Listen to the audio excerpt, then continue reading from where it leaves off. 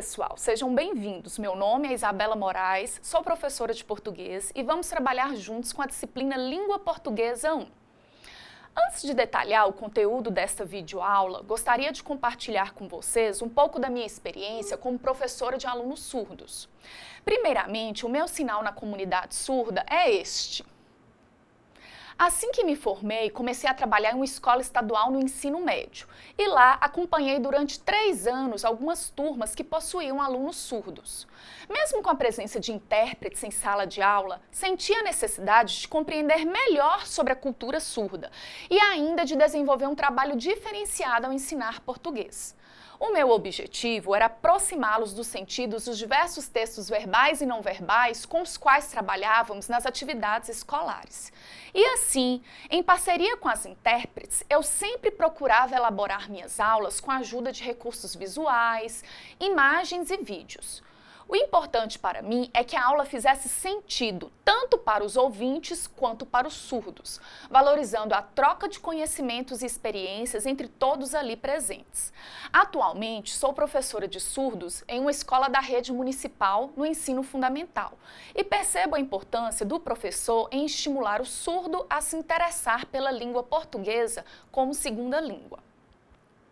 Iniciando a nossa disciplina, esta videoaula será dividida em 2 partes. Nesta primeira parte, contemplaremos as etapas do processo de comunicação, bem como as noções de linguagem, língua, texto e contexto.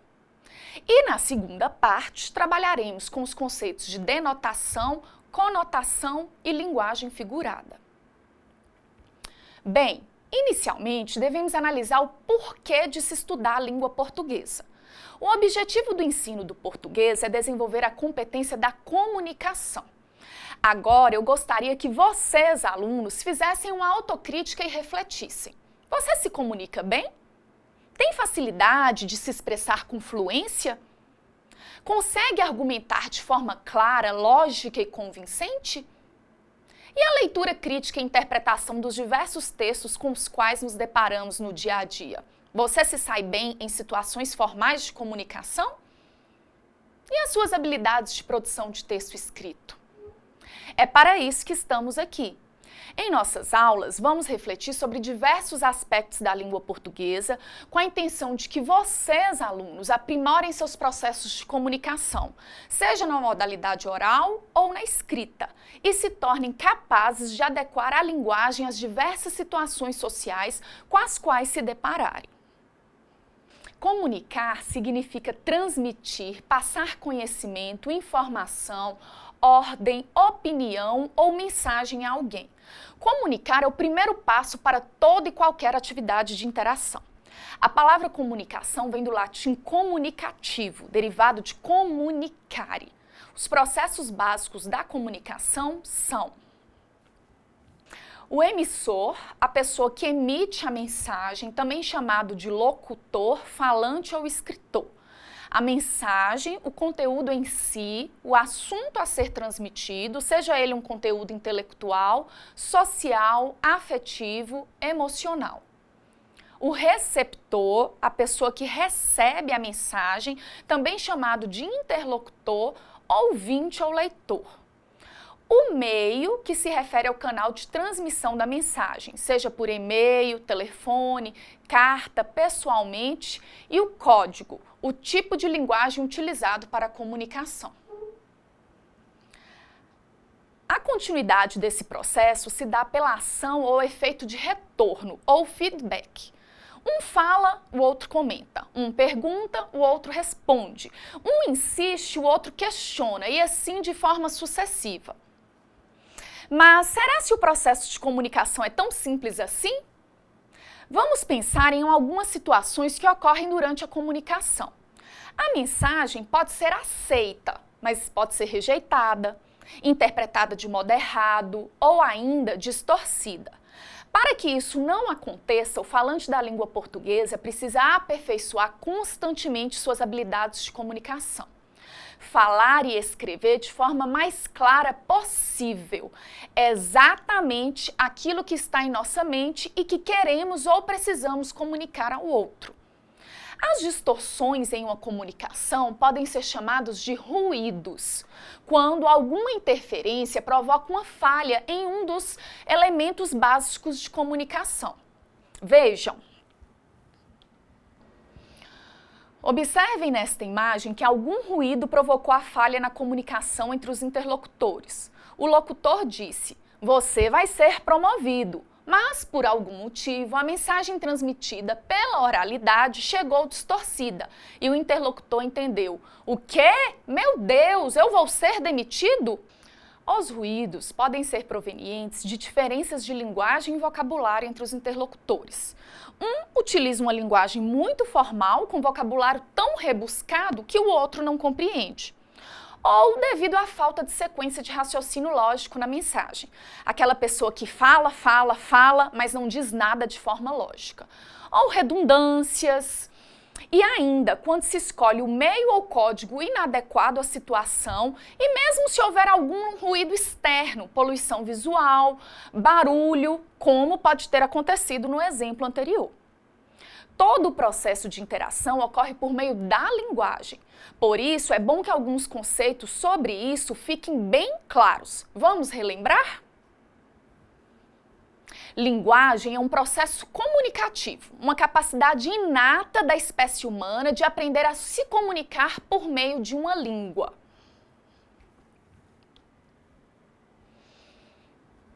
Como exemplos de linguagem, temos palavras, mímicas, gestos, expressões corporais e faciais, cores, símbolos, entre outros.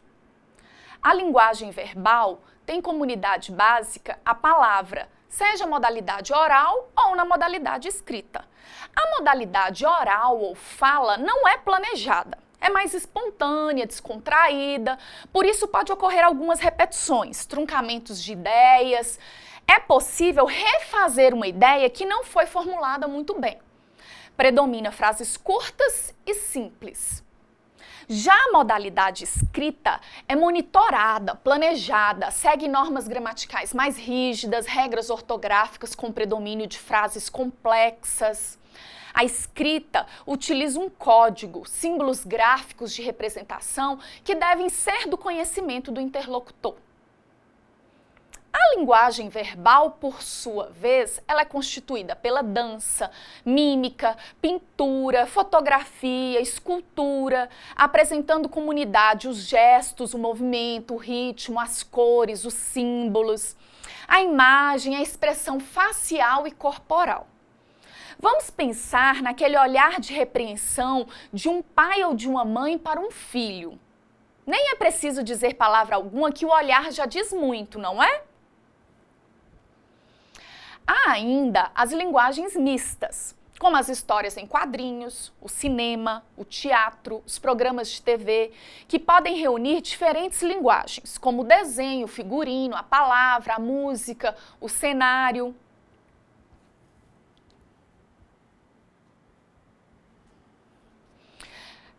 Vejam essa tirinha de Mafalda, personagem símbolo do cartunista Quino. Mãe, o quê? Nada, só queria ter certeza de que ainda há uma boa palavra que continua em vigor. Observem que aqui temos os balões com a linguagem verbal e os desenhos, representando a linguagem não verbal. O sentido do texto se dá pela união das duas linguagens. Agora vamos pensar na definição de língua. Linguagem é um processo amplo, a língua não. É um sistema de signos linguísticos convencionais que permite a comunicação entre os indivíduos de uma determinada comunidade linguística. Se você não faz parte da comunidade linguística, pode não entender o que se está comunicando ali. A língua portuguesa, por exemplo, é considerada uma língua histórica, falada pela comunidade de 8 países. E apesar de apresentar a variação linguística de um país para o outro, ou entre regiões de um mesmo país, por meio dela é possível que os seus falantes se comuniquem e se interajam. Um questionamento. Um falante da língua portuguesa consegue se comunicar de imediato com um falante da língua inglesa? De imediato, pode ocorrer a comunicação por meio da linguagem não verbal, seja gestos, expressão facial e corporal, mas a comunicação por meio da linguagem verbal, da língua, só ocorrerá se um dos falantes dominar a língua do outro ou se usar um recurso de tradução. Da mesma forma, acontece com a Libras. A língua brasileira de sinais é utilizada como forma de comunicação entre os indivíduos da comunidade surda. E apesar de apresentar variações de uma região para outra, apresenta uma unidade que permite a interação linguística entre eles.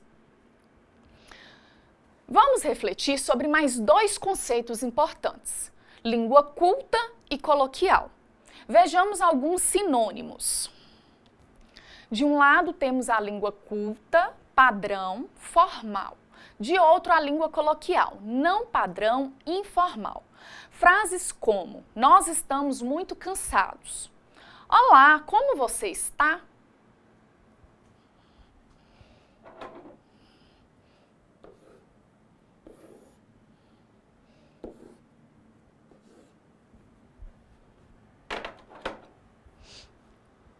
Na linguagem informal, comumente são faladas de forma mais descontraída.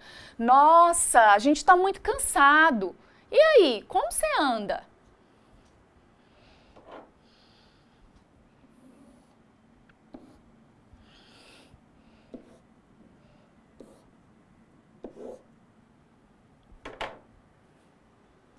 A língua culta respeita o uso das normas gramaticais. É utilizada em situações formais de comunicação e na escrita. Como na maior parte dos livros, jornais e revistas, em alguns programas de televisão e é ensinada na escola. Já a língua coloquial não segue rigorosamente as regras gramaticais. É utilizada em contextos informais de comunicação, entre familiares e amigos, em situações descontraídas de fala que não exigem uma formalidade maior. Permite o uso de regionalismos, gírias e reduções de palavras. O domínio da língua culta ou coloquial reflete o nível de cultura e escolarização do falante. Pensando nisso, vocês sabem me responder quem são os falantes cultos do Brasil? Tem alguma sugestão? Sabem como eles utilizam a língua? Pois bem, são considerados falantes cultos, principalmente a parcela da população que alcançou o nível mais elevado de escolarização, no caso, o ensino superior. Dominam as regras gramaticais e conseguem adaptar o uso da linguagem às diversas situações de comunicação. O falante culto não é aquele que conversa ou escreve rigorosamente de acordo com as normas da gramática, usando o tempo todo as regras gramaticais, um vocabulário impecável e formal. Mas sim aquele que, tendo alcançado um nível mais elevado de cultura e escolarização, consegue adaptar a linguagem às diversas situações de comunicação, seja na modalidade oral ou na escrita. O falante culto se sai bem tanto numa conversa informal entre amigos, numa mesa de bar, até uma entrevista de emprego mais formal, ou em uma palestra, uma exposição oral pública. E na modalidade escrita, descreve desde um simples bilhete, um e-mail informal, até uma carta formal ou um texto acadêmico com maior rigor. Assim, o domínio da língua culta nos dá uma flexibilidade de transitar entre os níveis da linguagem. Há um texto muito interessante de autoria não definida, que retrata com humor a diferença no uso da linguagem formal e informal, que acaba gerando um impasse na comunicação.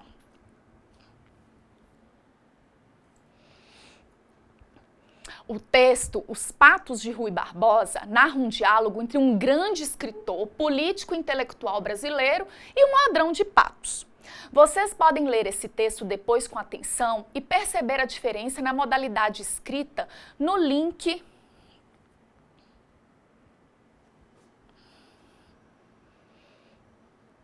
Diz a lenda que Rui Barbosa, ao chegar em casa, ouviu um barulho estranho vindo do seu quintal. Chegando lá, constatou haver um ladrão tentando levar seus patos de criação. Aproximou-se vagarosamente do indivíduo e, surpreendendo ao tentar pular o muro com seus amados patos, disse-lhe: Ó bucéfalo anacrono! Não o interpelo pelo valor intrínseco dos bípedes, palmípedes, mas sim pelo ato vil e sorrateiro de profanares o recôndito da minha habitação, levando meus ovíparos à sorrelfa e à socapa. Se fazes isso por necessidade, transijo, mas se é para zombares da minha elevada prosopopeia de cidadão digno e honrado, dar-te-ei com minha bengala fosfórica bem no alto da tua sinagoga e o farei com tal ímpeto que te reduzirei à 50ª potência, que vulgo denomina nada. E o ladrão confuso diz: Doutor, eu levo ou deixo os patos? Perceberam que no texto o ladrão fica na dúvida ao final de tudo que foi dito por Rui Barbosa? Houve um ruído de comunicação, provocado pelo vocabulário excessivamente formal utilizado pelo intelectual, fazendo com que o ladrão não entendesse nada. O caso virou até piada. Interessante, hein? Para encerrarmos essa primeira parte de nossa videoaula, vamos refletir sobre as noções de texto e contexto. Texto é uma unidade linguística, podendo ser materializada por meio da linguagem verbal ou não verbal. E podemos considerá-lo como um evento comunicativo, no qual convergem ações linguísticas, cognitivas e sociais. Ou seja, todas as vezes que vamos nos manifestar linguisticamente, há uma previsão de que tipo de linguagem vamos usar, verbal ou não verbal, na modalidade oral ou na escrita, no nível formal ou informal. E assim vamos adaptando os nossos conhecimentos e informações às situações de comunicação. A estruturação do texto depende ainda do contexto. Os elementos extratextuais que ajudam na estruturação do texto. Quem fala? Fala para quem? O público-alvo pertence a qual grupo social? Quando? Com qual propósito comunicativo? Em que época? Em qual lugar? Sob qual realidade sócio-histórica? Todos esses fatores interferem na produção de um texto e constituem o contexto. Vamos pensar em duas situações de produção de texto. Estou em minha casa e de repente ouço uma explosão na cozinha, onde a panela de pressão estava a todo vapor e começa repentinamente um fogo alto. Eu saio correndo e gritando: fogo! Essa única palavra é um texto? Sim. Em uma situação de pânico, é o suficiente para que meus vizinhos entendam e venham me ajudar. Agora, após passar por esse incidente, eu gostaria de fazer algo que conscientizasse as pessoas sobre os riscos de acidentes domésticos em casa. Então, resolvo escrever uma carta de conscientização a uma revista da cidade. Essa carta se constitui um texto? Sim. Porém, exigirá uma unidade linguística mais bem elaborada. Chegamos ao final da primeira parte de nossa videoaula. Espero que vocês tenham compreendido o conteúdo e qualquer dúvida podemos nos comunicar pelo fórum. Agora vamos praticar um pouquinho? Analisem as frases a seguir e apontem quais delas é utilizada a linguagem culta e em quais a linguagem coloquial. Qualquer dúvida, peça ajuda ao tutor presencial.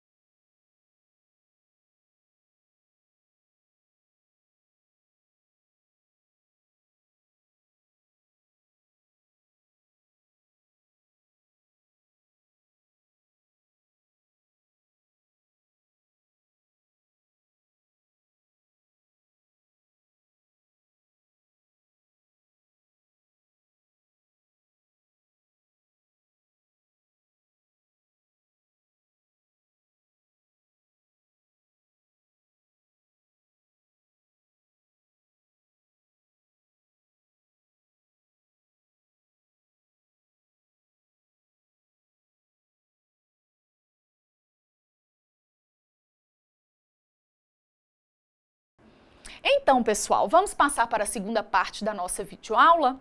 Agora, trabalharemos com os conceitos de denotação, conotação e linguagem figurada. Denotação e conotação são dois conceitos importantíssimos para compreender a língua em uso, seus sentidos e intencionalidades. A língua ela não funciona em relação direta com o sentido. Não há sempre uma relação de correspondência entre as palavras e os seus sentidos, principalmente porque usamos a linguagem e a língua como formas de expressão do pensamento. E assim como o ser humano é complexo, o pensamento também é complexo. A denotação expressa o sentido literal de uma palavra, ou seja, o significado puro, comum, usual, que não dá margem a outras interpretações e que se encontra dicionarizado. Também dizemos que, neste caso, interpretamos ao pé da letra. Já a conotação ocorre quando um termo apresenta um significado além daquele significado que está dicionarizado, variando de acordo com o contexto.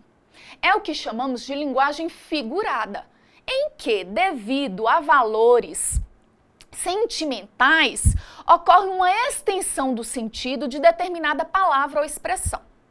Vamos refletir sobre um provérbio popular, por exemplo. De grão em grão a galinha enche o papo. Em um contexto em que se pergunta como a galinha se alimenta, alguém pode responder que de grão em grão a galinha enche o papo. Em sentido denotativo, quer dizer que o animal se alimenta de grãos e, à medida que for se alimentando, irá encher o papo. Ou seja, aquela porção dilatada do esôfago das aves, onde se estoca alimento. Mas, em outro contexto, quando uma pessoa economiza até as moedas durante meses e anos para se comprar um carro, por exemplo, pode-se afirmar que de grão em grão a galinha enche o papo. Isto é, em sentido conotativo, quando uma pessoa tem um sonho a realizar, mesmo que seja algo difícil, é possível aos poucos alcançar nossos objetivos. Assim, usamos o ditado popular como linguagem figurada para resumir a nossa pretensão. Às vezes, quando não entendemos em que sentido a palavra ou expressão está sendo usada, podem surgir mal-entendidos e distorções da mensagem. Esse fato é até explorado de forma intencional em piadas e tirinhas. Vejam.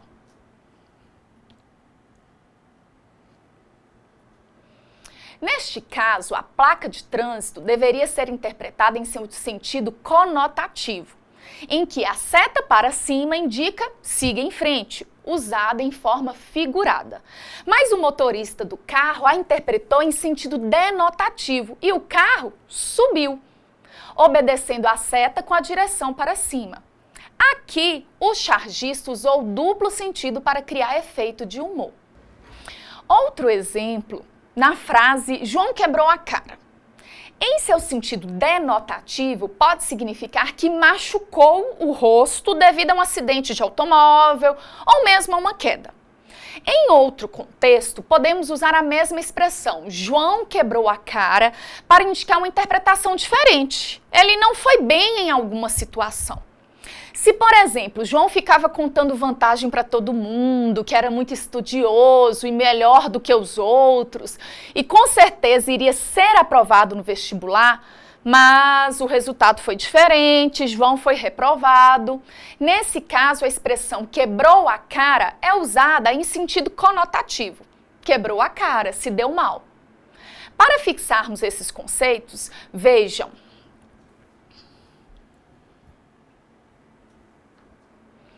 Denotação, sentido dicionarizado, comum, usual. Conotação, sentido figurado, além do sentido comum, extensão de sentido. Na linguagem cotidiana é comum a exploração do sentido conotativo, mas há uma predominância do sentido denotativo, principalmente quando o objetivo dos textos é transmitir informações. E assim, para evitar o duplo sentido, usa-se a linguagem comum, dicionarizada, para não dar margem a erros ou interpretações variadas. Já a linguagem poética faz bastante uso do sentido conotativo, pois explora a afetividade e expressividade das palavras com a intenção de seduzir o leitor, em um trabalho de investigar, criar, modificar os significados do texto. Dando continuidade ao conceito de conotação, vamos entender o sentido de figuras de linguagem. As figuras de linguagem são formas de expressão que consistem no emprego de palavras em sentido figurado, com a intenção de seduzir o leitor, despertar a curiosidade, criar um mistério que instigue a descobrir o sentido do texto. O que esse autor quis dizer com esse texto? É uma forma de trabalhar com imagens, figurações, comparações. Veja esse texto de Mário Quintana.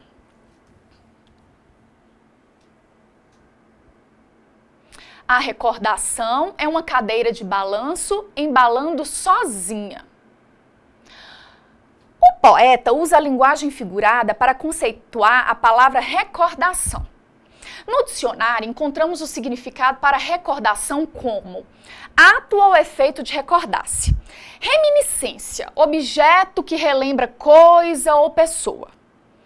Mas a recordação é algo involuntário. De repente, sem esperar, recordamos de algo. Por isso, a comparação com a cadeira de balanço. A cadeira vai e vem. Às vezes de forma voluntária, quando fazemos força para embalá-la, ou de forma involuntária. É só sentar que ela se embala. Da mesma forma, ocorre com a recordação. Às vezes, um simples objeto nos faz lembrar de algo. Em outras, fazemos força e buscamos na memória alguma lembrança. Muito bem, pessoal. Agora vamos analisar alguns tipos de figuras de linguagem. Primeiramente, a mais famosa das figuras de linguagem, a metáfora. A metáfora consiste no emprego de uma palavra em um sentido que não lhe é comum ou próprio, criada a partir de uma relação de semelhança ou uma comparação implícita, que podemos identificar a partir do nosso conhecimento prévio. Os exemplos mais típicos são: você é uma flor, ou você é o sol da minha vida. Nesses casos, percebemos que há uma afirmação: você é.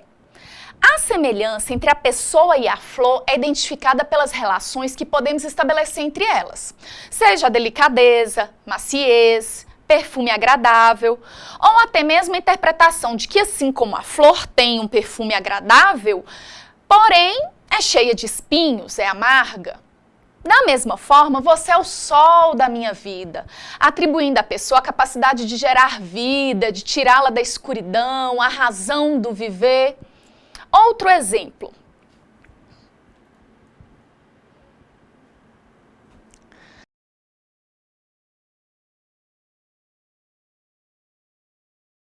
Não fique vendo a banda passar, vá junto com ela.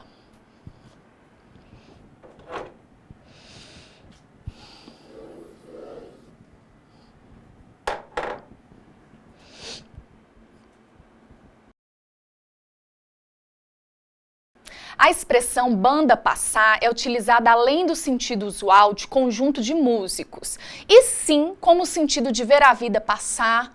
A banda representa a vida, agitada, cheia de coisas a fazer. Se você só ficar de longe vendo-a passar, não estará vivendo. A diferença entre a metáfora e comparação está no uso de conectivos ou não. A metáfora é uma comparação implícita, uma afirmação. Já a comparação em si vem marcada de forma explícita por conectivos comparativos, como, tal qual, feito, do que. Na frase não fique vendo a banda passar, vá junto com ela, não há conectivo que marque a comparação. Já na segunda, a minha vida é como uma banda de carnaval.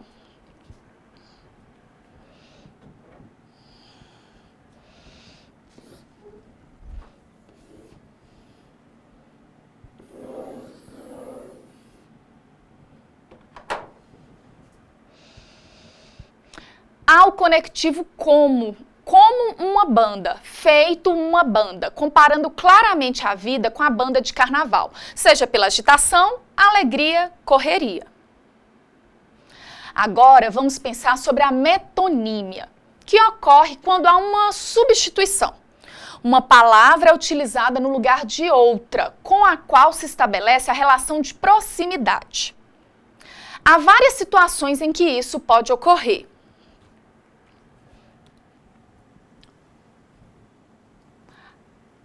A parte pelo todo. Pedro pediu a mão da noiva em casamento.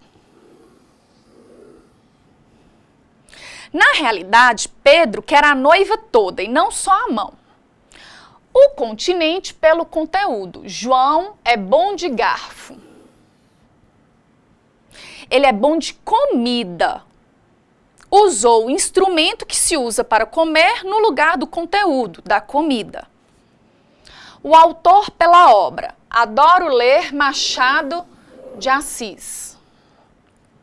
Na realidade, se lê as obras de Machado de Assis e não o próprio Machado de Assis. A marca pelo produto. Menino, vá ao supermercado e compre um Bombril. Na realidade, espera-se que o menino traga uma palha de aço, independente da marca. A próxima figura de linguagem é construída pela oposição de ideias. É a antítese, emprego de palavras que se opõem pelo sentido, traduzindo sentimentos contraditórios. Vejam os exemplos. O amor e o ódio caminham lado a lado. Amor e ódio se opõem. A verdade e a mentira fazem parte do dia a dia. Verdade e mentira. Tristeza não tem fim, felicidade sim. Tristeza,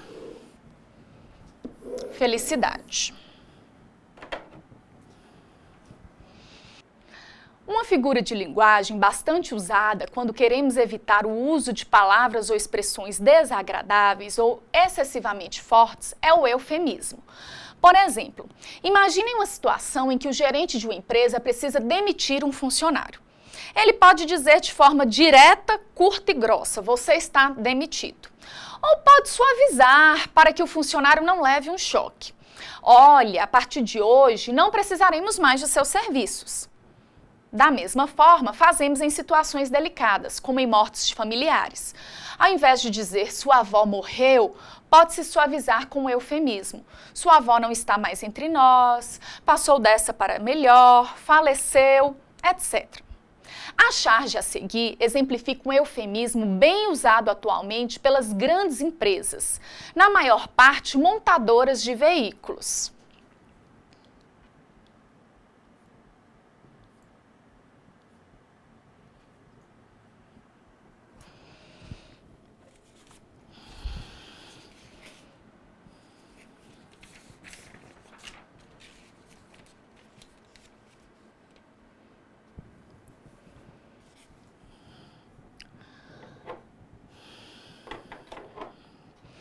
Querida, estou pré-demitido. Não fale assim, vai chocar as crianças. Diga, estou de férias coletivas. As expressões pré-demitido e férias coletivas, na realidade, são eufemismos para o sentido real de demissão em massa, que ocorre em períodos de crises econômicas.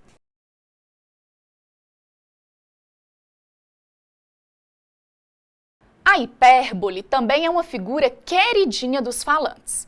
Como recurso de ênfase, destaque, a fim de intensificar uma ideia, usa-se o exagero da linguagem.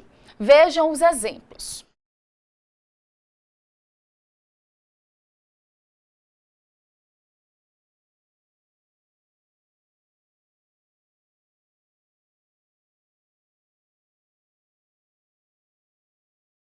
Pois há menos peixinhos a nadar no mar do que os beijinhos que darei na sua boca. Vinícius de Moraes.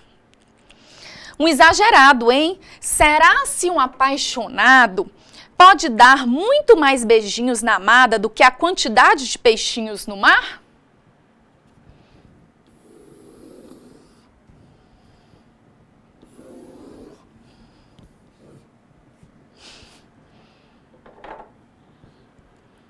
Outro exemplo. Meu filho, eu já lhe chamei um milhão de vezes e você não responde?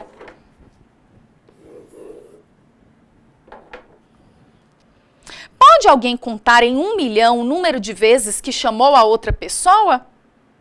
É claro que não. É apenas uma forma de exagero para expressar que se chamou várias vezes e não obteve resposta.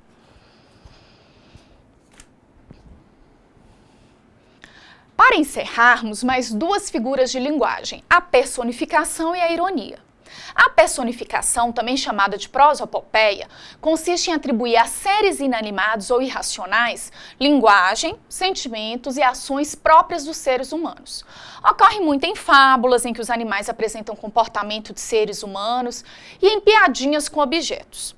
Quero ver se vocês sabem a resposta dessa. O que o cadarço falou para o tênis? Eu me amarro em você. Na linguagem poética, também é comum o emprego da personificação. Vejam.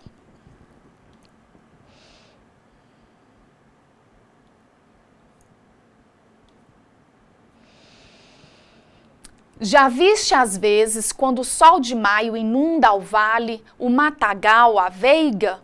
Murmura a relva, que suave raio, responde o ramo, como a luz é meiga. Foram atribuídas a característica de murmurar e responder a seres inanimados. Então, a relva murmura, o ramo responde, são características próprias dos seres humanos. Assim, ocorreu uma personificação.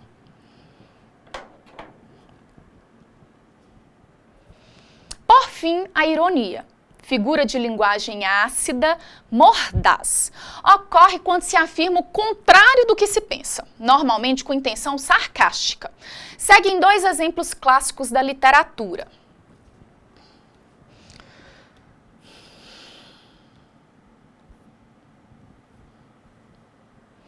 Marcela amou-me durante 15 meses e 11 contos de réis, Machado de Assis. Será se Marcela realmente amou o personagem Brás Cubas? Na realidade, o que ela tinha era interesse financeiro. Outro exemplo de Mário de Andrade. Moça linda, bem tratada, 3 séculos de família, burra como uma porta, um amor. Será mesmo se uma moça de família tradicional, mas que é burra como uma porta, é mesmo um amor?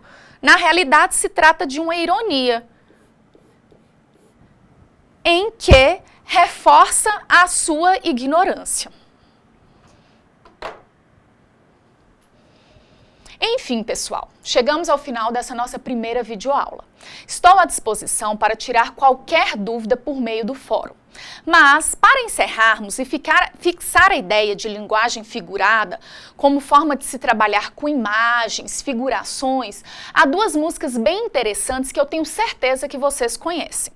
Ouçam a música em sala de aula com acompanhamento do tutor presencial e percebam como a criação de imagens ajuda na expressão dos sentimentos. Primeiro a música Te Ver, da banda Skank, e a música Fico Assim Sem Você, de Claudinho e Bochecha. Bons estudos e nós nos encontramos na próxima aula. Até mais!